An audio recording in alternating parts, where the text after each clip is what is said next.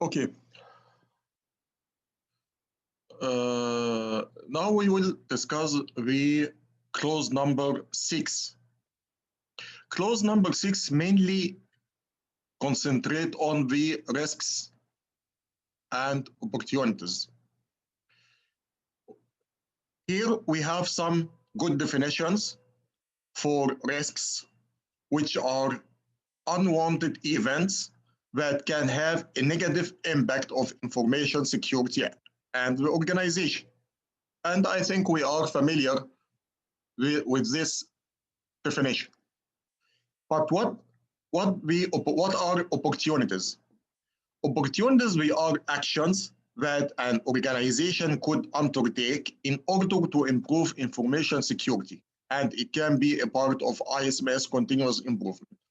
In other words, we can say that it is a positive risk, which it affects positively our results for the ISMS. And it's very important to document the risk and opportunities. Very important, gentlemen, here to highlight that ISO 27001, it's mandating that all clause 6 to be documented. All clause 6 to be documented. Risks and opportunities, risk assessment results, risk treatment, and we will know other document as well within the next few slides. Okay, it was a good and quick definitions for the risks and the opportunities.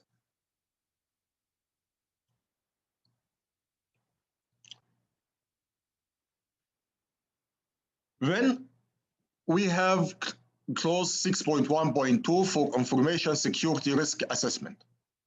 Before going to risk assessment, we have to understand what is risk management.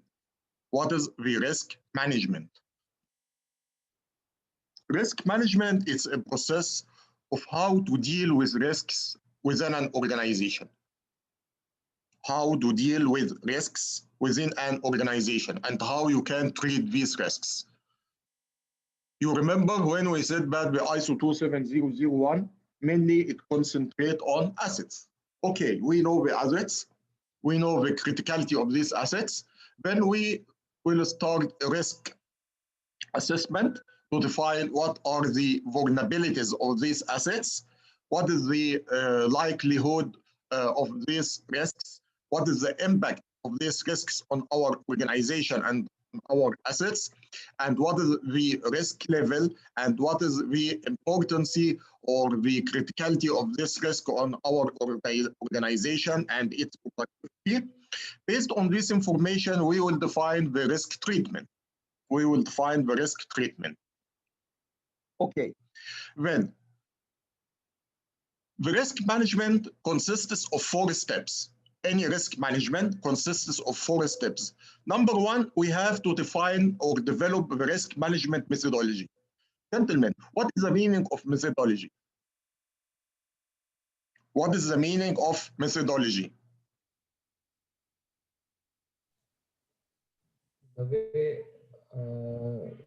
The way by which we do something. Exactly. This is the right definition. Methodology, it is the way of doing something. Then, if I want to implement a risk management in my organization, how can I do it?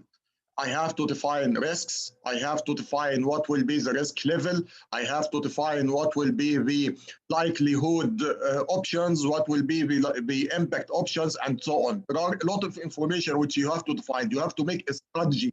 You have to develop a process for the risk management. Then you have to, step number 2, risk assessment. What is the risk assessment? You define the risk, define its impact, its probability of happening, and how this it will affect the risk level. Then define what is the appropriate risk treatment. And finally, you have to create a risk treatment plan and action plan to implement the controls which were developed or discovered during the risk assessment. In the next slide, you will find what are the components of risk methodology. If you speak about risk methodology, what will be the components of risk methodology?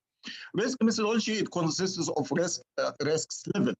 This risks level, it may be critical, high, medium, low, and so on. What is the risk impact classifications? Again, it can be high, low, medium, critical, or it can be 0 to 5, 0, 1, 2, 3, 4, 5, where 5 it's highest impact, 0 it's the minimum impact. And we have to agree in the methodology how we will define the classification of impact. We will define it by description, high, low, medium, so on so, or we have to define it by numbers. Also, what is the risk likelihood classification? For example, if a risk it will happen more than 5 times per year, then it will classify 5. If it happen 3 times, it will be 4. If it happen, it will never happen, or it will happen once per year, then it will be class 1, for example. Then you have to define what is the treatment methods. What are the expected treatment methods if you in your company? And we will have some more information about this point in the next slide. In the risk assessment process, you have to define the risk. What is the risk? You have to define it, proper identification of the risk. Who is the owner of the risk? Who is the owner of the risk? You have to make a risk analysis. Risk analysis, this means that you have to find the impact of likelihood of the risk on your organization and your assets. And finally, the risk treatment, how you implement some controls to, not controls, how to resolve this risk or minimize this risk.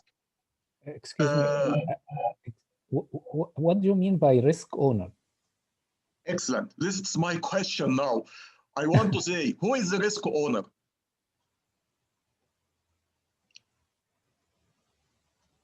Who is the risk owner? Maybe the concern team who will be dealing with the risk directly. Okay. Any other opinion?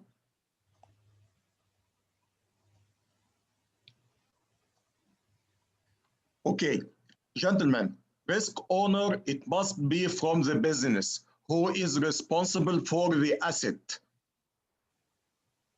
It should not be a person from IT. It should not be a person from IT risk management team. No, the risk owner, he must be a person from business, from the business who is responsible for the asset or owning the asset. This asset, it can be process, it can be tangible, non-tangible, it can be activity, it can be product, it can be service, whatever. And he must be a management title. Why management? Because he must have permissions and authority for budget and assign resources. Because as we will know later, that the risk owner, his responsibility to understand the risk of his business or his asset, work very close with the risk team to understand what will be the mitigation controls, how much it will cost, assign budget, implement these controls, and he will be the owner of the control as well after its implementation. When the risk owner, he must be a management title, he must have permissions and authorization for budget and resources. He will be the owner of the risk. He must implement an action plan with the risk team to implement the controls, and he will be the owner of the control as well after its implementation. Okay?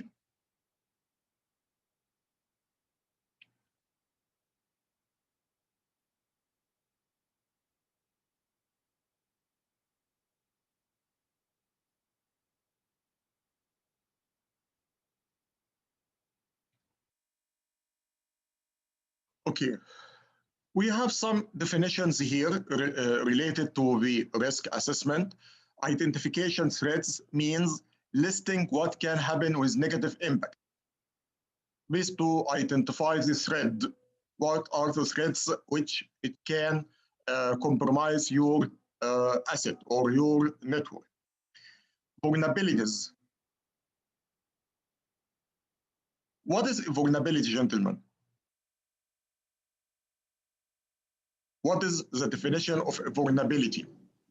This is a weakness point on our policy or in our implementation of security.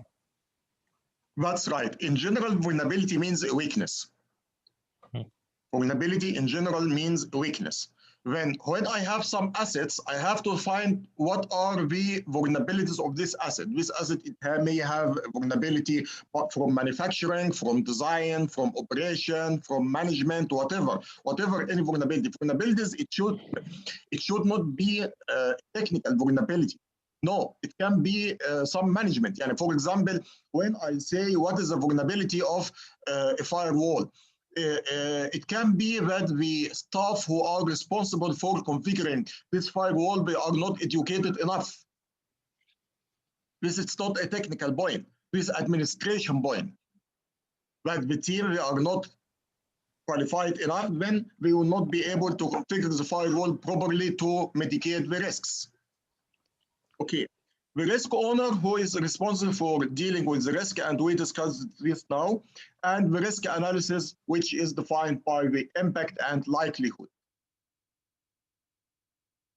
As I told you, ISO 27001 mandates that the risk assessment should be documented. Whatever any documents in clause number 6, it should be documented. The auditor, he can ask for it during the inspection. Okay, now we define the risk. We know the impact of this risk on our assets. We know the likelihood or probability of this risk to happen in my organization. And according to this, we defined our risk level. If it's high, low, medium, critical, and so on. Then what is the next step? To define a treatment. To define a treatment for these risks. What are the risk treatment options do we have in ISO 27001? We have 4 risk treatments, and these risk treatment options, we are standard almost in most of the risk assessment courses. You see risk ISO 27001, ISO 27005, ISO 31001, and so on. Number 1, risk mitigation. Risk mitigation, this is the normal action. I have a risk. I have to implement some controls to minimize the risk. And when I say minimize the risk, what do I mean by minimize risk, gentlemen? This is a question.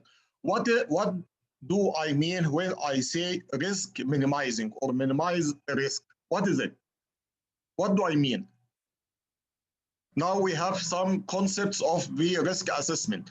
And when I tell you I will minimize the risk, what do I mean here? Try to decrease the probability of the risk and the impact of it. Yes, thank you. This is the right answer. When I say risk mitigation, this means that I will minimize the risk impact and risk probability. Thank you. The option number 2, risk transfer. What is risk transfer? Risk transfer to move the negative results to other company or to other entity. It will be responsible for it. Can you give me an example for a risk transfer? Insurance. Insurance, that's right. Suppose that sorry? Doing a contract. Doing a contract with another company. This is called risk share. If you will do a contract, this it will call risk share. If you will make insurance, it will be risk transfer. But take care, there is a entrapment It here. is not share. It is There not is a share. I point. mean, here, I have something, I have a risk, and I would like to mitigate it or transfer the responsibility to another entity.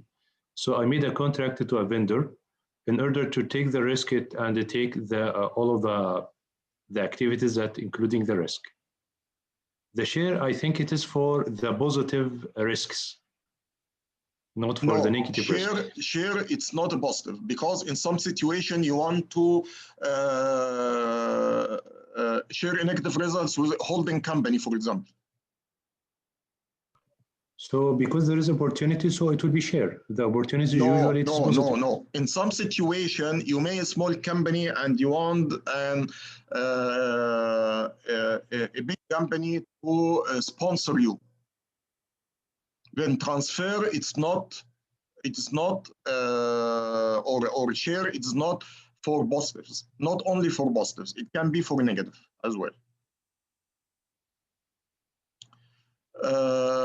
There is one point here, gentlemen, which I want to highlight. When we say risk transfer, it's very important to understand that you can transfer the penalties, the financial loss, but you will not be able to transfer the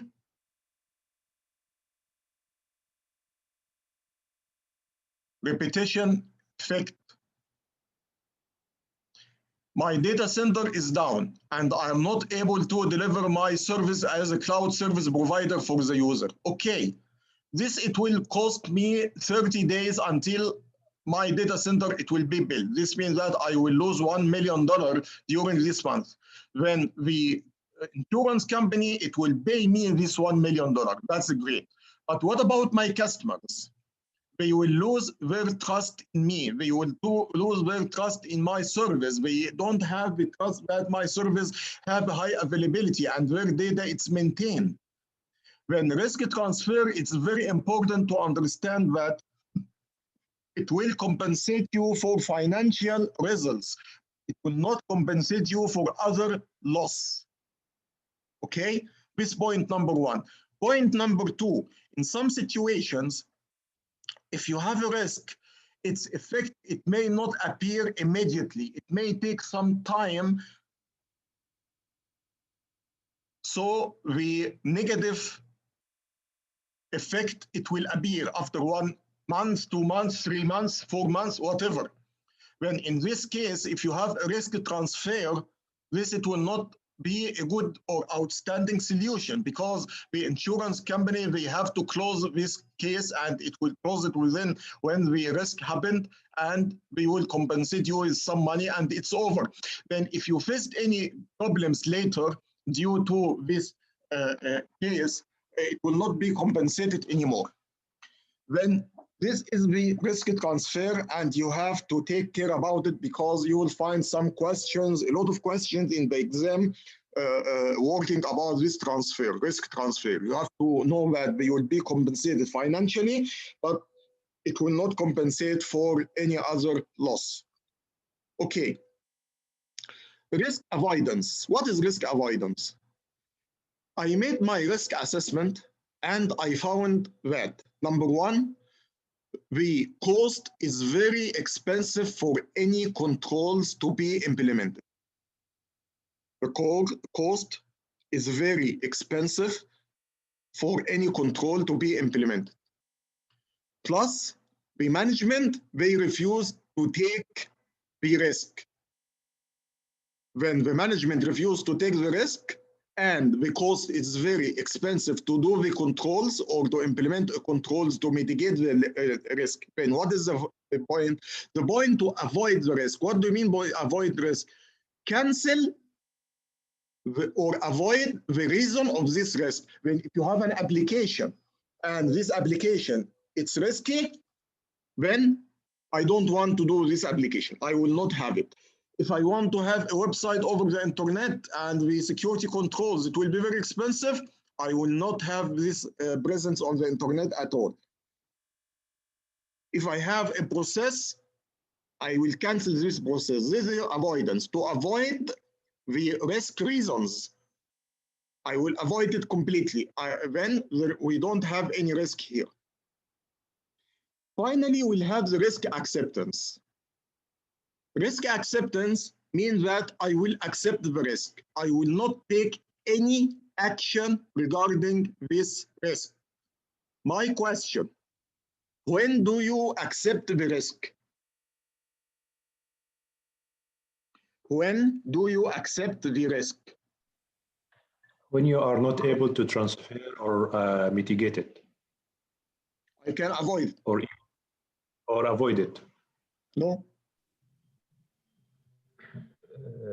When the risk is very small, or maybe it's very it is for very limited time only. Yes, this is the right answer.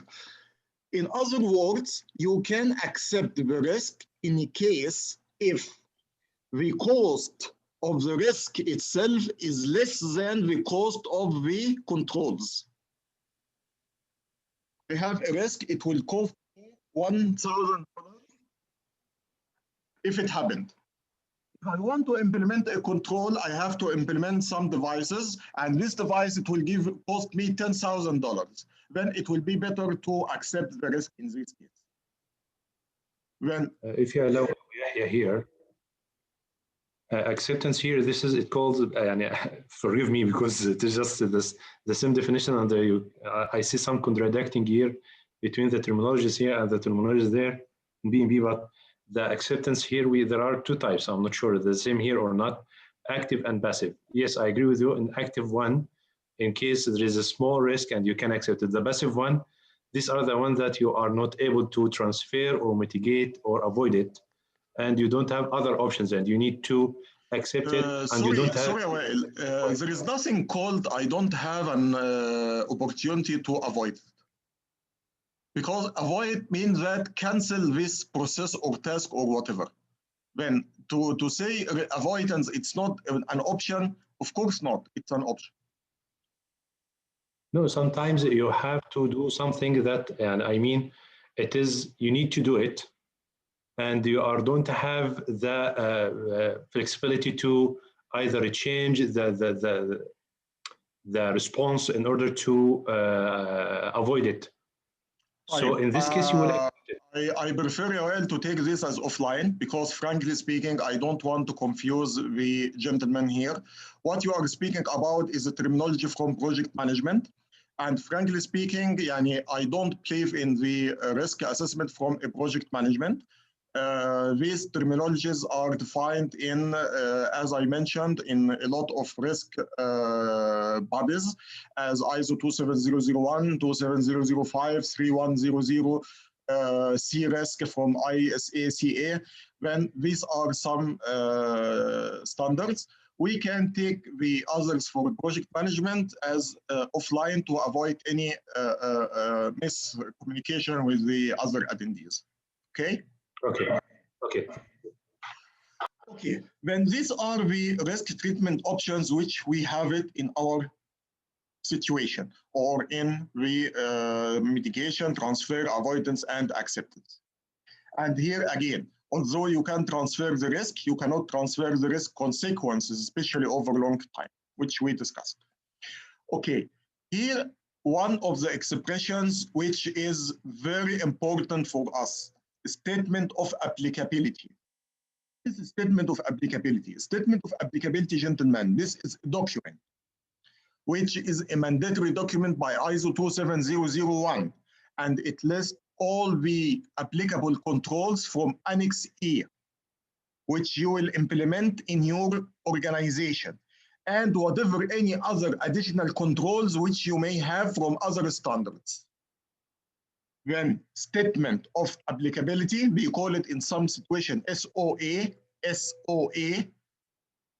It's a document, consists of all the controls which you will implement it from Annex A, and any other additional controls from other standards.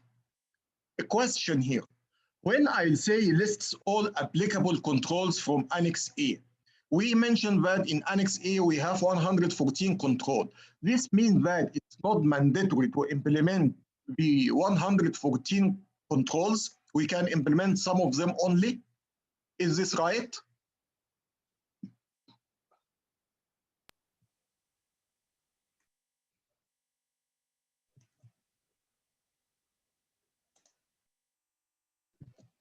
Yes, right, Abu Yahya.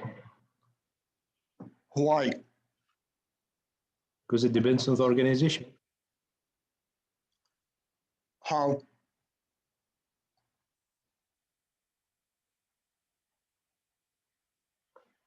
How?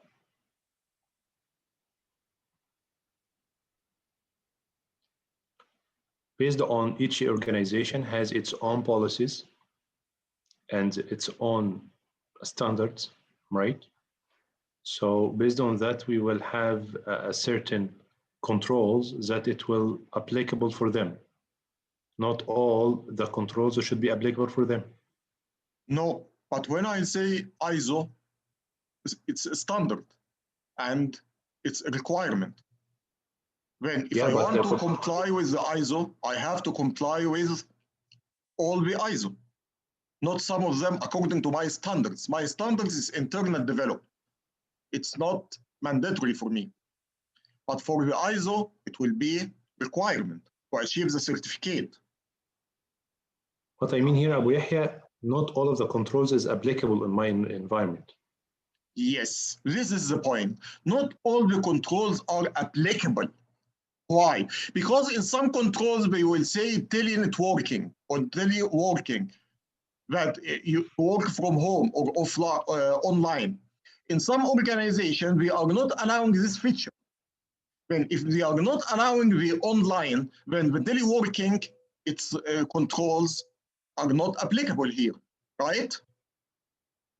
They are not applicable because I don't have online or I don't have a teleworking. Then there are some areas which are not applicable in my company. So whatever any controls related to this area, it should be dropped. But we have a point here, gentlemen. It's very important. You have to keep it in your mind. In ISO 27001, when you will choose some controls from Annex A, you have to make a business justification. Why do you choose these controls?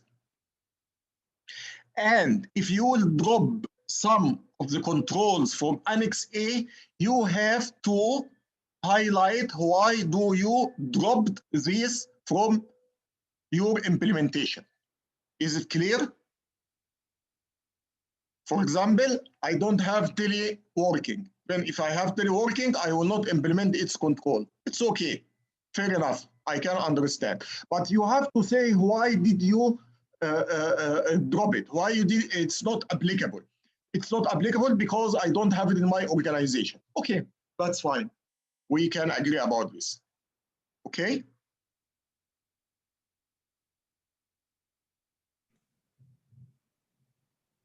Statement of applicability should include information if the controls are implemented, why and how.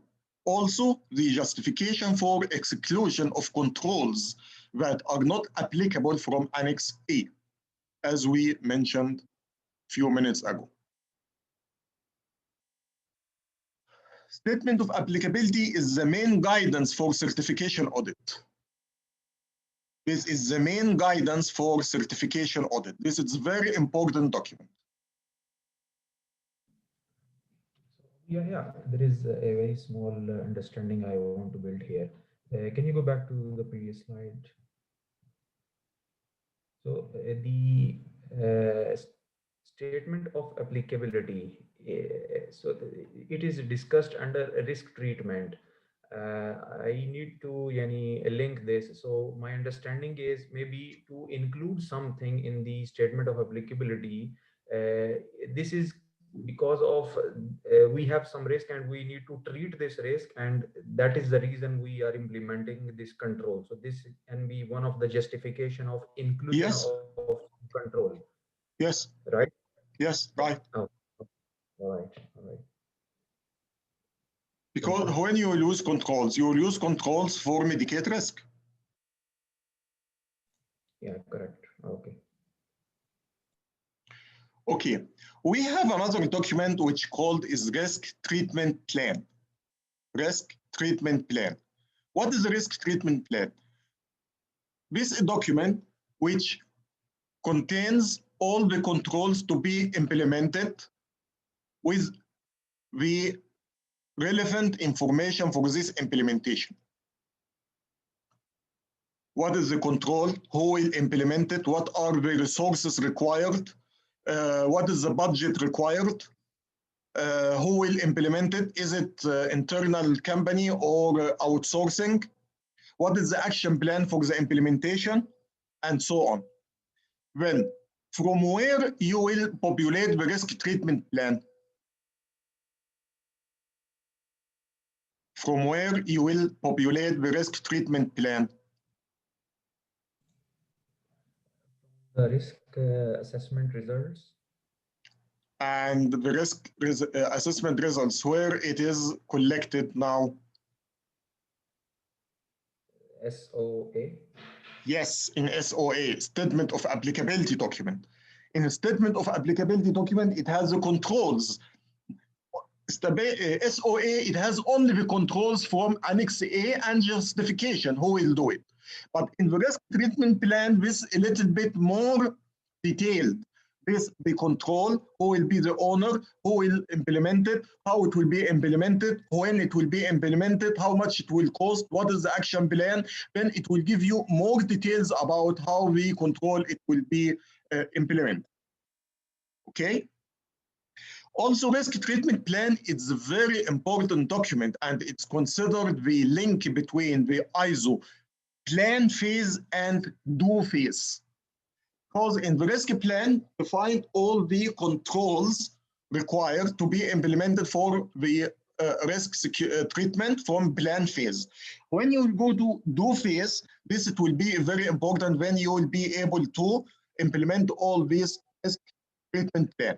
And this is very important, that the risk treatment plan is the main link between ISO 27001 planning phase and do phase. Okay. With the risk treatment plan components, controls to be implemented, reference to the risk, who is the responsible person or the owner, what are the required resources, financial resources or budget, expertise, internal or external, and results of the implementation. And it's very important to take care of this point, that the risk treatment plan must be approved by risk owners.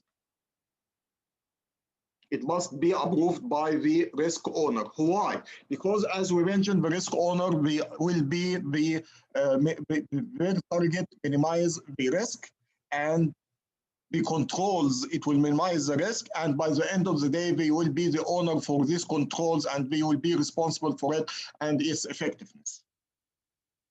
Okay?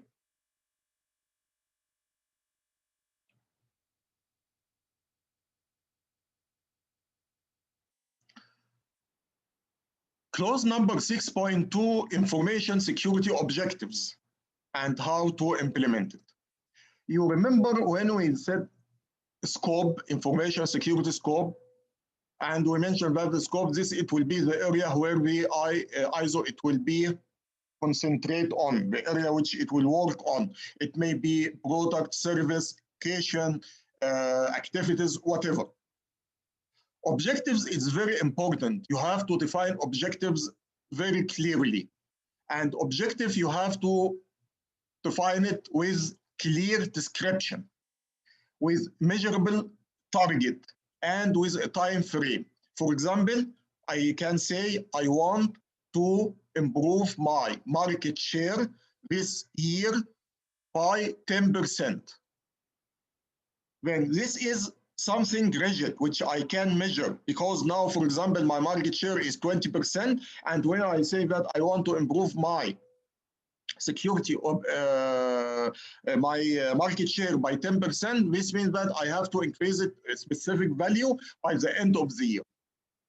Then the security objectives must be aligned with the information security policy, must be easy to measure, and it should cover the needs of the organization.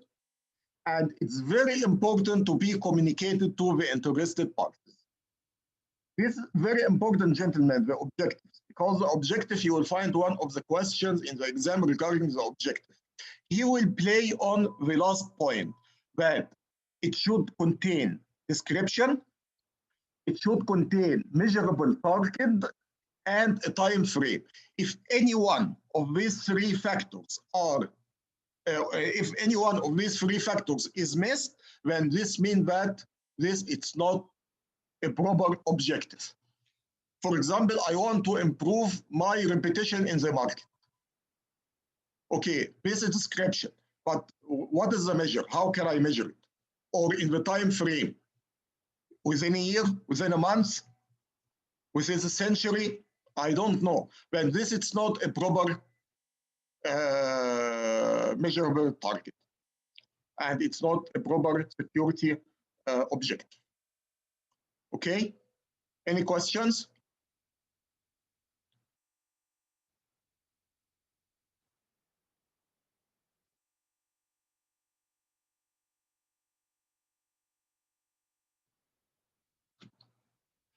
Okay, then we will move into clause number 7. Of course, you know, for implementing any systems or process or activity, you require resources. And if I want to implement ISMS and ISO in my company, I have to provide the required resources for designing, implementing, monitoring, and maintaining the ISO and the information and its security. ISO 27001 does not require documentation of the resources, but it's common or it's recommended to document the necessary resources. What are these resources? These resources, it can be financial, budget, people, time, facilities, tools, software, hardware, networks, outsourcing services. Whatever any resource required, it should be highlighted in the resources document when you will be able to maintain and implement the ISMS in a proper way. Okay? Any questions?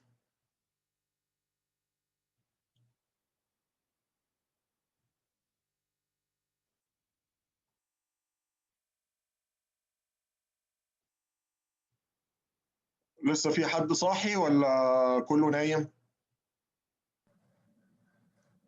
كله صح، ما تقلقش يا واحد. صح يعني انا بس بطمن عليكم عشان لو حد عايز بطانيه او كده، انا شكلي هوزع كله بطانيات باشا. مع الكوكس بعد كده ان شاء الله. لا لا كله صح يا باشا. لا لا صحيح، منتظرين التورته. طيب انا منتظر الهديه. اوكي. sub clause 7.2 competence، المهاره competence. The competence is the ability to apply your knowledge and skills to achieve results. Of course, ISMS, it's not easy. It requires some competence.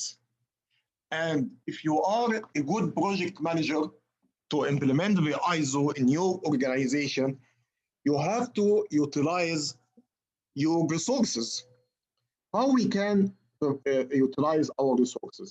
What do you think, gentlemen? Suppose that you are a project manager and you want to develop the competence of your company. What can you do? What are the steps which you can follow to implement the ISO with appropriate team and skills?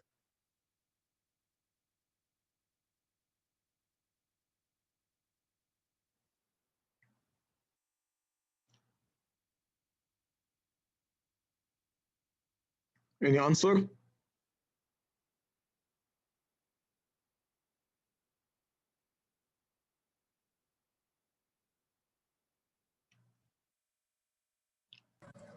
I don't have experience on this, but and I think by courses, training on this and apply and implementing this on the same organization, they work on it. Okay. What you have to do, number one, you have to define what is the required competence to implementing ISO 27001. What do you require? I need some competence in technical, in administration, in process writing, in monitoring and measurement, in continuous improvement, and so on. Then you have to define the necessary skills to perform the security activities. You have to look on your organization existing staff competence and compare their competence with the required competence. If they are matching, this will be great. It's not, then you have to make a gap analysis.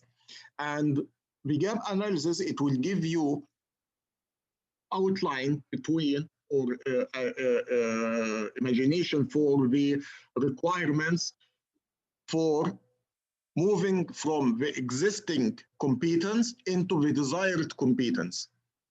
If it's easy to be developed for the existing stuff by training courses, by mentor, by reassign our persons to another positions or technical certifications, it will be great. But if it's not, what will be the other option or the last resort in this case? To hire new qualified staff or to have an outsourcing staff. Okay? Right. Okay. Organization, we have to keep a record of the employee competence. This is very important. It's required by ISO 27001. And these employee competence records, it can be certifications, it can be recommendations from university or whatever, proof of attendance of training courses, whatever this, it can be considered as records which it can be provided for the inspection. Now we have a question here, if you allow me. Good. For the competence here, does it require a certain level or like a prerequisites qualifications as the competence requirements in order to achieve this? Yeah, something as a standard or something already defined? لا، لأن it depends upon the area where you are choosing competence. يعني for example, I will say in competence, I want to configure security devices. When this means that competence, you must have a certification or you must have technical knowledge for configuring firewalls, IPS, IP6, so and so.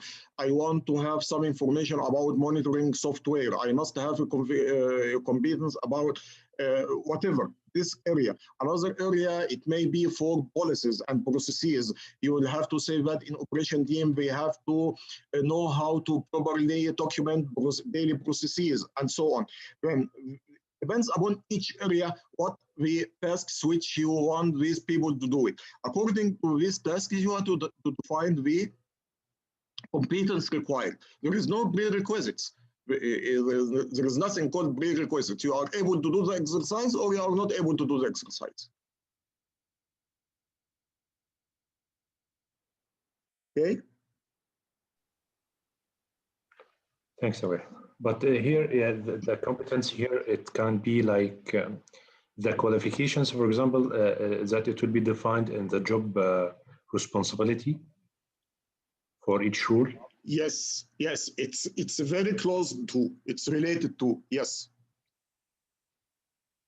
Yes, okay. Because you have a job responsibilities and the competence, as we define the definition of competence, that this is the ability to use your knowledge and skills to achieve results. And these results are the responsibilities. I see. Okay. Thank you. You are most welcome. Okay, clause number 7.3, awareness. I think you are familiar with this, where you must make people aware about the importance of the security and ISMS in your field. How the awareness, it can be arranged. It can be arranged by emails, presentations, short courses, discussions, event gathering. All these methods are considered as awareness. And people, we have to understand the importance of the information security in your organization.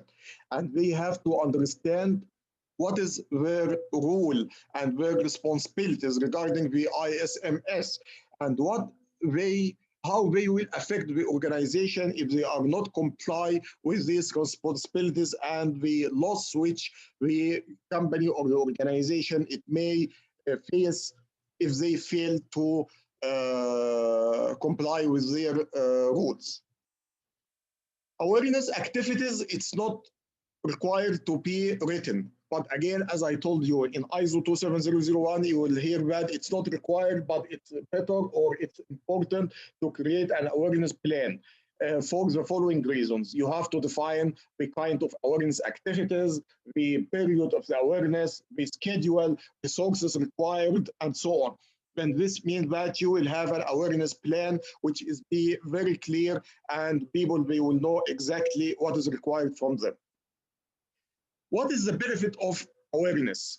Awareness is improving the employee understanding for their roles and responsibilities, and their understanding to the consequences if they don't follow the ISMS rules.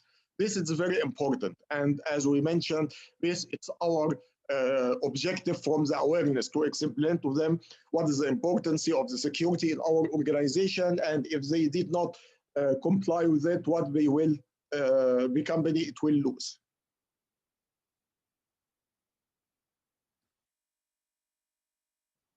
Communication.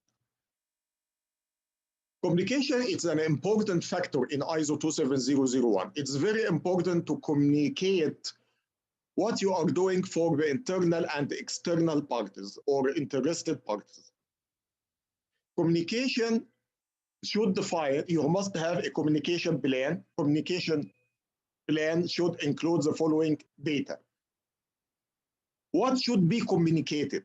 What is the information which you should communicate with the interested parties? This is a very critical point, because you have to study this data very carefully, because if you have some critical data or confidential data, and it can be leaked through this communication if it's not defined properly and you know who is your target. Yani, for example, I can send some confidential data through my communication to a partner which I have NDA with them. But other partners which I don't have an NDA with them, then I have to send them a normal data because they don't have an NDA. If it's an internal employee or director or management, I can share some confidential data. It would be okay. But if it's critical data and this it can affect the organization, then I should not provide it to these people to avoid any leakage or problem which it can happen due to the leakage of this information. The other factor for the communication, who shall communicate? Who is the person who will be responsible for communication? And who is the person which you have to communicate with him?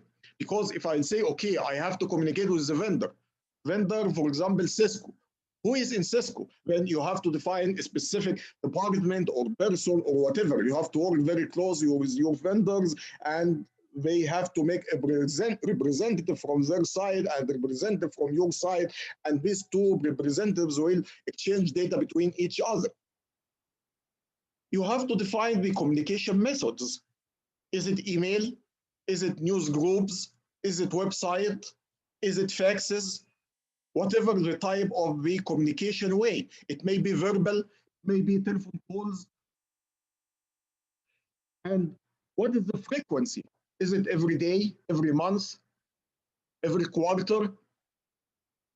It depends. There are some information which we can share it every month. There are other which it can be shared immediately due to its importance. Then these are the information which it should be included in the communication plan.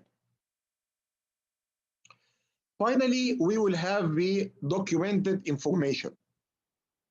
In ISO 27001, we are defining the documents as two types. The guidance information as policies, procedures, principles, and so on, and evidence of activities or achieved results, which called records. Then these are the two types of documented information. Information guidance, where are the documents which it will guide you for implementing the ISO, or records, which is the evidence of performed activities. These records, it can be in multiple forms. It can be an email, it can be in a paper form, it can be a record in a database, it may be a log in a software. There are a lot of forms of these records which you have to maintain and keep it, and you have to define a retention period for these records based on your company regulation. Also, if you have a document, as you remember, we mentioned that you have information guidance documents. These documents, it should contain a clear description, title, date, author, document control. This, it should be written in a proper or appropriate format and media.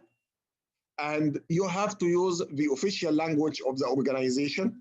You have to define it, to store it in a secure way, and you have to define the security controls to protect this document in the storage area.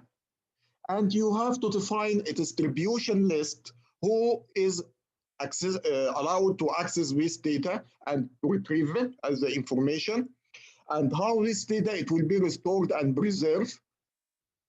And finally, how to control the changes, which is called change management. Change management is very important. This is a documented information. This means that it has a version. Then if you have any changes, these changes must be documented. You have to change the version of the document. And if it's a version 1, then it should be a version 2, and so on. ISO 27001 does not require the documented information to be documented. They don't require information that the description or so on. The process, not the documented information to be documented. I mean the process of the documentation. The process of documentation, it's not be required, but it's very important, as we mentioned, that we have to define the points which we highlight here: description, title, date, author, format, official language, storing, saving, distribution, preserve, store, and change control.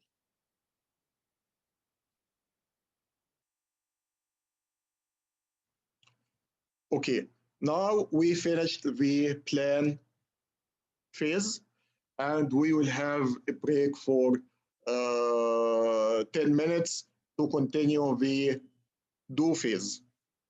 Any questions?